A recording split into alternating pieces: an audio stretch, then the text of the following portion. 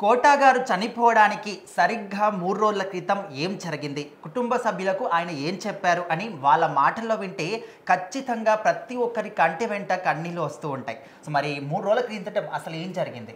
మరి 3 రోజుల కిందట మాట్లాడుకుంటే 'కోట' గారి బర్త్‌డే జరిగింది. సో, అందరూ గూడా ఆయన బర్త్‌డేకి చాలామంది పెద్ద పెద్ద సెలబ్రిటీలు కాకపోయినా చిన్న చిన్న ఇండస్ట్రీలో పనిచేసే వాళ్ళంతా ఆయన కలిసి ఆయనకు ఒక విషెస్ చెప్పి సో, ఆరోగ్యం బాగుండాలని అందరూ కోరుకున్నారు. మరి కుటుంబ సభ్యులు కూడా అదే కోరుకున్నారు. ఎందుకంటే ఆయన అసలు బయటికి రావట్ల యాక్టింగ్ కూడా మానేసి దాదాపు 10 ఏళ్ల పైనే అయింది. సో, ఈ మధ్యన ఎక్కడ సినిమాల్లో కనిపించలేదు. సో, ఇంకా చెప్పాలంటే యాక్టింగ్ బాగా దూరం అయిపోయి ఇంట్లోనే అనిల్ రావిపూడి గారికి చెప్పారంట. ఇంట్లో కూర్చొని కావాలంటే కుర్చీలో కూర్చొని యాక్టింగ్ చేస్తా అని చెప్పి. బట్ అయినా కూడా అవకాశం దొరకలేదని ఆయన కూడా బాధపడ్డారు. సో, ఆయన పుట్టినరోజు నాడు అందరూ కూడా నేను నాకేం బాధ లేదు, ఇబ్బంది లేదు, చాలా కాలం ఉంటాను కుటుంబ సభ్యులతో చెప్పారు. సో, ఆ మధ్యన రీసెంట్గా బండ్ల గణేష్ గారు వెళ్ళి కలిసినప్పుడు అందరూ కూడా ఆయన కాళ్ళు అది చూసి ఏంటి ఇలా అయిపోయినాయి అనుకున్నారు. సో, ఏంటంటే బాడీలో ఇంకా ఒక వయసు వచ్చినాక కొన్ని అనేవి ఆటోమేటిక్గా వస్తూ ఉంటాయి. సో, డబ్బున్న వాళ్ళు ఏంటంటే ఇప్పుడు కోట గారు ఎంతో కొంత సంపాదించుకున్నారు కాబట్టి సో, ఆ పొజిషన్లో కూర్చోబెట్టి ఫ్యామిలీ అంతా చూడగలిగారు. సో, చాలామంది సెలబ్రిటీలు తినడానికి కూడా లేక ఇదైపోయిన వాళ్ళని మనం చూసాం. సో, ఈయనకి ఏంటంటే కొంచెం అంతా సాగింది కాబట్టి వయసు అయ్యేంత వరకు ఆయన చనిపోయే వరకు కుటుంబ సభ్యులు చాలా బాగా చూసుకున్నారు. ఆయన తమ్ముడు కూడా ఒక చిన్న యాక్ట్రెస్, ఆయన కూడా సినిమాలు సీరియల్లో చేస్తూ ఉంటాడు.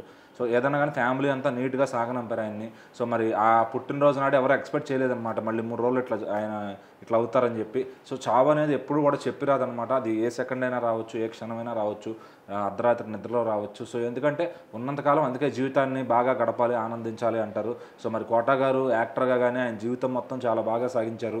సో, ఆయన మంచి మంచి పాత్రలు వేసి ఒక గొప్ప నటుడుగా పేరు తెచ్చుకున్నారు. సో, మరి ఇప్పుడు చూసుకుంటే కనుక ఇంకా ఆయన శకం అయిపోయిందని చెప్పి అందరు తారలు కూడా బాధపడుతూ మెగాస్టార్లు సైతం కూడా వచ్చి అందరూ కూడా ఆయనకు వీడ్కోలు పలికారనమాట.